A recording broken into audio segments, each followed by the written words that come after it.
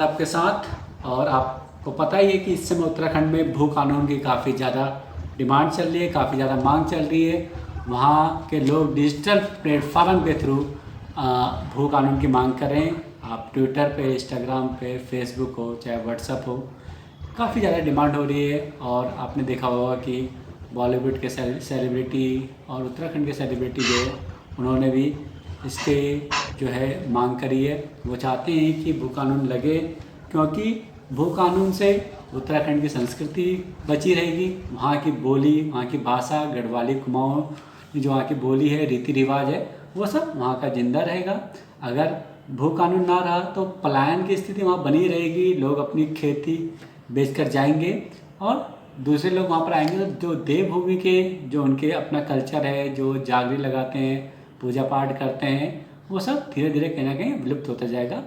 और कहीं हमने देखा है गढ़वाल कुमाऊँ में कई ऐसे गांव हैं जो पूरे खाली हो चुके हैं। उसकी मेन वजह यह है कि एक तो लोगों को वहाँ रोज़गार नहीं है, दूसरा भू कानून नहीं है। भू कानून की वजह से वहाँ के ज़मीन को लोग बहुत ही कम रेट में और लालच दे के खरीद ले रहे हैं।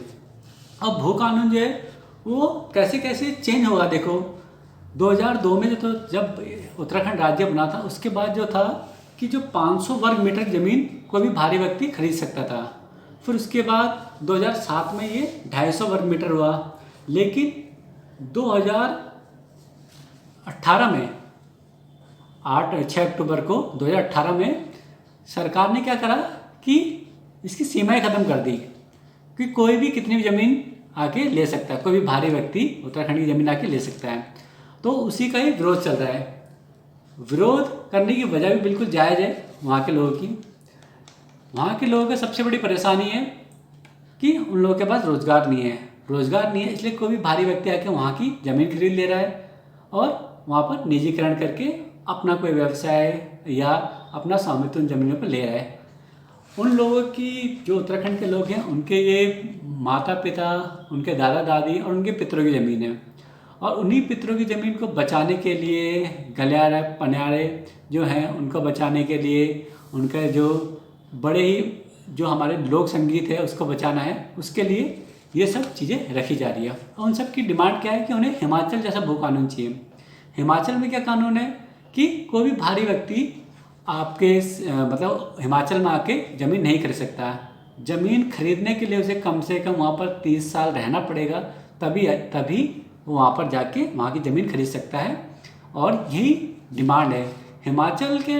जब हिमाचल में भूये इस तरह कानून लगा था तो उस समय वहाँ की अर्थव्यवस्था भी काफ़ी बेकार थी, जैसे अभी उत्तराखंड की अर्थव्यवस्था है। लेकिन वहाँ की सरकार ने भू कानून लागू करा। वहाँ के इससे क्या हो गया, वहाँ के लोगों को रोज़गार मिला। कोई भी आकर वहाँ पर ज़मीन नहीं खरीद सकता, लेकिन हाँ कुछ टाइम के लिए लीज पर ज़मीन ले सकता है और कारोबार कर सकता है। उससे क्या होगा कि वहीं के लोगों को वहाँ पर रोज़गार मिलेगा।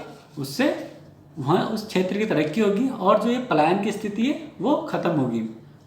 उसी को लेके देखिए, आपने देखा होगा यूकेडी जो पार्टी है वो काफ़ी लंबे टाइम से इसकी डिमांड कर रही है। और वहीं आपने अपने इसमें कहा है कि वो उन्हें भी अगर उनकी सरकार बनती है उत्तराखंड में तो भू कानून लाते हैं। वही कांग्रेस के हरीश रावत जी ने भी कहा है कि भू कानून लगना चाहिए। तो बीजेपी के भी नेता भू कानून की मांग कर रहे हैं। अब देखते हैं क्या होता है। अब ऊपर से बॉलीवुड के हेमंत पांडे जी, उन्होंने भू कानून की मांग करी है। उन्होंने कहा है कि भू कानून जरूरी है उत्तराखंड में, क्योंकि ये जो है बाहर के लोग राक्षस हैं, माफिया हैं और उनसे उत्तराखंड को बचाना है और इसीलिए भू कानून लाना। उनका कहना यही है हेमंत पांडे जी का। और भी काफ़ी सेलिब्रिटी है जो उत्तराखंड के हैं, उन्होंने भी भू कानून की मांग करी है। और आगे चल के ये कानून पास करवाने के लिए वो काफ़ी बड़ा आंदोलन करेंगे। इस तरह की डिजिटल जो है खबरें आती है। और आपने देखा होगा, अगर आप जुड़े हैं उत्तराखंड से या आप किसी भी डिजिटल प्लेटफॉर्म से जुड़े हैं तो आपने देखा होगा कि लोग किस तरह से बैनर लेकर भू कानून की मांग कर रहे हैं। तो अगर वैसे किसी भी संस्कृति को बचाना है और किसी भी स्टेट को बचाना है तो वहाँ के लोगों को उस स्टेट में रखना होगा। सबसे बड़ी बात है वहाँ पलायन की स्थिति को बंद करना होगा, रोज़गार लाना होगा, शिक्षा लानी होगी और इसी पे ही सरकार को जोर देना होगा। तो अब आप सोचिए दोस्तों कि भू कानून क्यों ज़रूरी है।